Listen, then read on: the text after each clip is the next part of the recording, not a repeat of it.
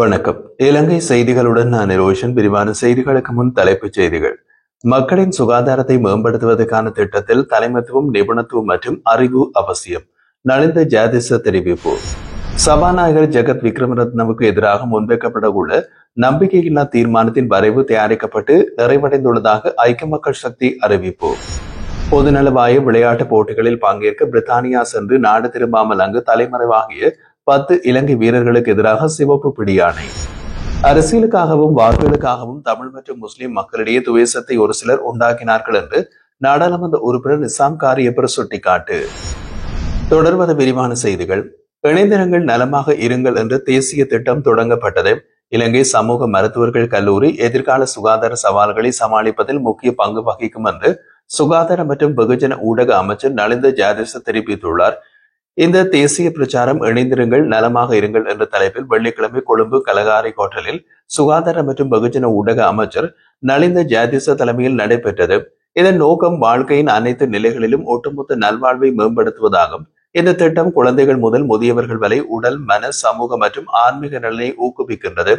மேலும் மக்கள் ஆரோக்கியமான வாழ்க்கை முறையை பின்பற்றவும் தங்களுடன், குடும்பத்தினருடன், நண்பர்களுடன், சமூகத்துடன் மற்றும் சுற்றுச்சூழலோடு உறுதியான உறவுகளை உருவாக்கவும் ஊக்குவிக்கின்றது. இந்த திட்டம் சமூக நடவடிக்கைகளில் ஆர்வத்துடன் பங்கேற்கும் வாய்ப்பை வழங்குவதோடு சுகாதார மற்றும் நல்வாழ்வை முன்னேற்றம் தேசிய இலக்கை வெளிப்படுத்துகிறது. நிகழ்வில் அமைச்சர் நலிந்த ஜாதிச உரையாற்றிய போது, இலங்கை சமூக மருத்துவக் கல்லூரியின் அனைத்து உறுப்பினர்களுக்கும் நாட்டின் சுகாதார சேவையை மேம்படுத்த உறுதியாக செயல்படுகின்றனர்.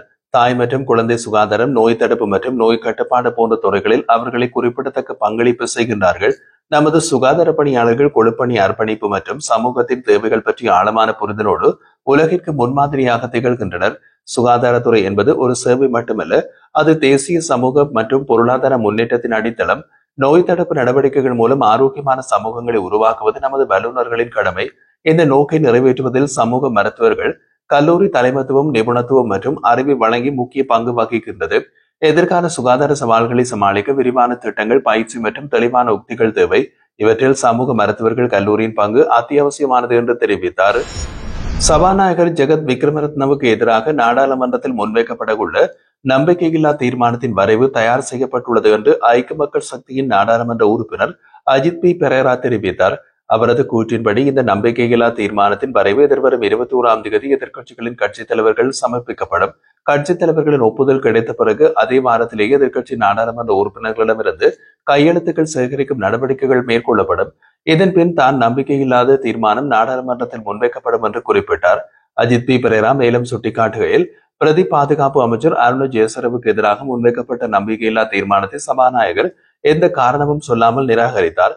இதனால் பாராளுமன்ற செயல்பாடுகள் பாதிக்கப்பட்டதாகவும் அவர் கூறினார்.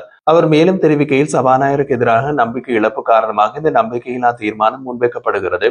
சபாநாயகரின் பக்கச்சார்பான செயற்பாடுகள் மற்றும் பல்வேறு விடயங்களும் எதிர்க்கட்சிகளை சபாநாயகர் மீது நம்பிக்கை இழக்க செய்துள்ளன.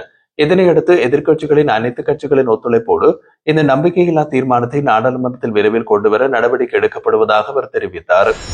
பொதுநலவாய விளையாட்டுப் போட்டிகளில் பங்கேற்க பிரித்தானியா சென்று நாடு திரும்பாமல் அங்கு தலைமறைவாகிய 10 இலங்கை வீரர்களுக்கு எதிராக சிவப்பு பிடியாணை பிறப்பிக்கப்பட உள்ளது. விளையாட்டுத் துறையில் தவறான நடத்தைகள் தடுப்பதற்காக அமைக்கப்பட்டுள்ள சிறப்பு புலனாய்வு பிரிவு இந்த விவரத்தை வெள்ளிக்கிழமை கொழும்பு தலைமை நீதிவான் நீதிமன்றத்தில் வெளிப்படுத்தியது. குறித்த வீரர்களின் நடவடிக்கையால் அரசாங்கத்திற்கு சுமார் 5 மில்லியன் ரூபாய் இழப்பு ஏற்பட்டுள்ளதாக கொழும்பு தலைமை நீதிவான் அசங் எஸ் போதாரகம முன்னிலையில் வெளிப்படுத்தப்பட்டது.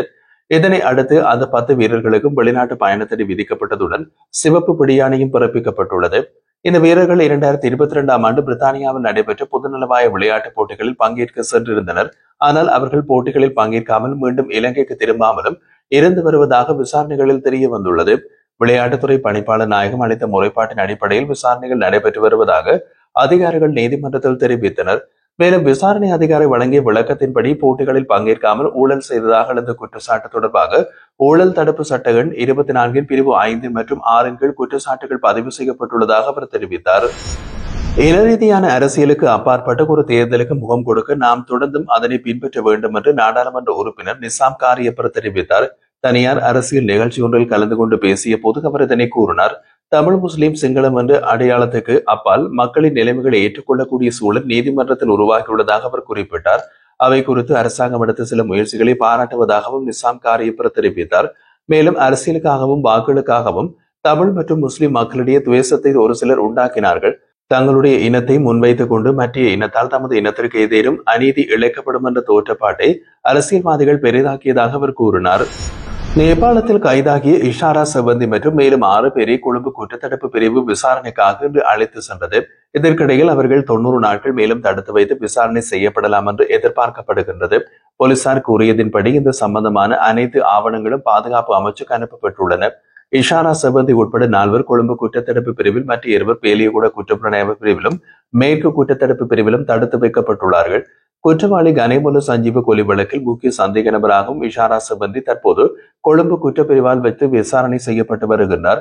மேலும் கம்பகா பிரிவின் குற்றப்புலனாய்வு திணைக்களத்தில் தடுத்து வைக்கப்பட்டுள்ள கம்பகா பவா ஹெகல்பத்ர பத்மேவின் தந்தையிடமிருந்து பத்மேவை அடையாளம் கண்டதாக விசாரணைகள் தெரிய வந்துள்ளது. கம்பகா பாபா ஹெகல்பத்ர பத்மேவின் போதைப்பொருள் வலையமைப்புடன் தொடர்புடையவர் எனவும் கம்பகா ஒஸ்மானை கொலை செய்ய கேப்ரக வாகனத்தை பத்மேவின் அறிவுறுத்தலின் பேரில் தம்பசம் வைத்திருந்ததாகவும் விசாரணை அதிகாரிகளிடம் தெரிவித்துள்ளார். நாட்டில் வேரூன்றியுள்ள போதைப்பொருள் வர்த்தகத்தை முழுமையாக ஒழிக்கப் போவதாக சமகால அனுர அரசாங்கம் உறுதியளித்துள்ளது.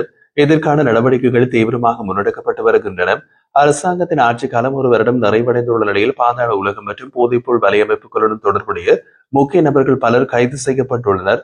தம்மை பிடிக்க முடியாது என்று நம்பிக்கையுடன் வெளிநாடுகளில் பதுங்கியிருந்த சிலர் அண்மையில் அதிரடியாக கைது செய்யப்பட்டு நாட்டுக்கு அழைத்து வரப்பட்டுள்ளார்கள். அழைத்து வரப்பட்டவர்களில் சிலர் முன்னாள் ஜனாதிபதி மஹிந்த ராஜபக்ச குடும்பத்துடன் நெருங்கிய தொடர்புடையவர்கள் என்று விசாரணை வட்டாரங்கள் தெரிவித்துள்ளன. இதனைத் தொடர்ந்து போதைப்பொருள் வர்த்தகத்துடன் ராஜபக்ச குடும்பத்திற்கு தொடர்பு உள்ளது என்று தற்போதைய அரசாங்கம் குற்றம் சாட்டி வருகின்றது. இதேவேளை இலங்கை அதிர்ச்சியில் ஆழ்த்தி ஈஸ்டர் தாக்குதல் தொடர்பான சூத்திரதாரிகள் வெளிச்சத்திற்கு கொண்டுவரப்படுவார்கள் என்று தேர்தல் பிரச்சாரத்தின் போது ஜனாதிபதி உறுதியளித்திருந்தார். ஆனால் ஆட்சிக்கு வந்த பின் கடந்த 1 வருட காலமாக அந்த தாக்குதல் விசாரணை தொடர்பான எந்த ஒரு குறிப்பிடத்தக்க முன்னேற்றமும் தகவல்களும் இதுவரை அரசு தரப்பில் வெளியிடப்படவில்லை என்று தெரிவிக்கப்படுகிறது. யாழ்ப்பாணம் போதனா வைத்தியசாலை 1850ஆம் ஆண்டு அந்த காலத்தில் அரசாங்க அதிபர் மற்றும் அவரது நண்பர்களால் ஆபத்துக்கு உதவும் வைத்தியசாலை என்ற பெயரில் சிறிய அளவில் ஆரம்பிக்கப்பட்டது. பின்னர் 1907ஆம் ஆண்டு யாழ்ப்பாணம் சிவில் வைத்தியசாலை என்று பெயர் மாற்றப்பட்டு வைத்திய சேவைகள் விரிவுபடுத்தப்பட்டது. 1956ஆம் ஆண்டு இதன் பேர் யாழ்ப்பாணம் பொது வைத்தியசாலை என்று மாற்றப்பட்டது. பின்னர் 1980இல் யாழ்ப்பாணம் போதனா வைத்தியசாலை என்று பெயர் மாறி அதே பெயரில் இன்று வரை செயல்பட்டு வருகிறது. எதிர்காலத்தில் தேசிய வைத்தியசாலையாக உயர்த்த முயற்சிகளும் நடந்து வருகிறது.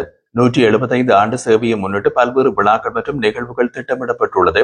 அதன் முதற்கட்டமாக இலங்கை அஞ்சல் திணைக்களத்தினால் விசேட தபால் தலை வெளியிடப்பட்டுள்ளது. இந்த விழாவில் மத தலைவர்கள், பாராளுமன்ற உறுப்பினர்கள், யாழ் மாவட்ட அரசாங்க அதிபர், மருத்துவ நிபுணர்கள், வைத்தியர்கள் மற்றும் உத்தியோகத்தர்கள் பலர் கலந்து கொண்டு சிறப்பித்தனர். அஞ்சல் அத்தியட்சகர் நாயகம், வடமாகாண உதவி அஞ்சல் அத்தியட்சகர் நாயகம் மற்றும் அஞ்சல் துணைக்கிளை உத்தியோகத்தர்கள் இணைந்து இந்த விசேட தபால் தலையை வெளியிட்டனர். ஜனாதிபதி அனுகுமார் திசநாயக்க திருகோணமலையை பயணம் செய்ததை அடுத்து முத்துநகர் மற்றும் கிண்ணியா பானல் பகுதிகளில் விவசாயிகள் இணைந்து நில அபகரிப்புக்கு எதிராக கவனஈர்ப்பு போராட்டத்தில் ஈடுபட்டனர். ஜனாதிபதி அனுகுமார திசநாயக்க சனிக்கிழமை திருகோணமலையில் உள்ள சீனன்குடா விமான நிலையத்தில் நடைபெறும் நிகழ்வில் பங்கேற்க வருகை தந்திருந்தார். இந்த நிலையில் திருகோணமலை மாவட்ட செயலகம் முன் 32வது நாளாக தொடர்ச்சியாக சத்தமாக கவனஈர்ப்பு போராட்டத்தில் ஈடுபட்ட விவசாயிகள் ஜனாதிபதியை சந்தித்து தங்களது விவசாய நிலங்களுக்கு உரிய தீர்வை வழங்குமாறு கோரிக்கை வைத்தனர். இந்த கவனஈர்ப்பு போராட்டத்தை மக்கள் போராட்ட முன்னணி மற்றும் அகில இலங்கை விவசாய சம்மேளனம் இணைந்து முன்னெடுத்ததாக குறிப்பிடப்படுகிறது.